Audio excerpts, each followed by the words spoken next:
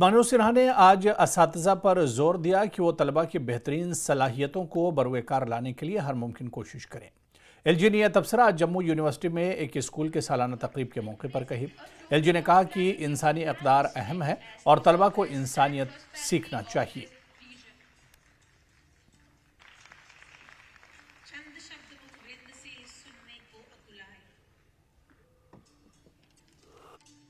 मैं मानता हूं कि प्राइमरी और सेकेंडरी एजुकेशन बच्चे के जीवन में सकारात्मक परिवर्तन तथा पर्सनैलिटी डेवलपमेंट का एक दिलचस्प चरण है।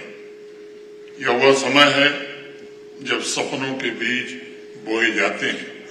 यह वह समय है जब नॉलेज और आसपास का इन्फ्लुएंस बच्चों के माइंड और बॉडी को विशेष रूप से प्रभावित करता है। इसे इम्प्रेशनेबल एज कहा जाता है, यानी वह कालखंड जिसमें बच्चा जो सीखता है वह जीवन पर्यंत उसके साथ चलता है।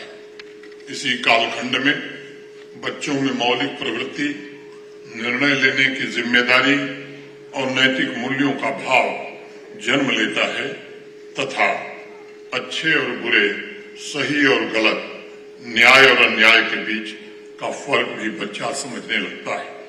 इसलिए मेरा मानना है कि स्कूल एजुकेशन को बच्चों को साइंस और संस्कार दोनों प्रदान करना चाहिए।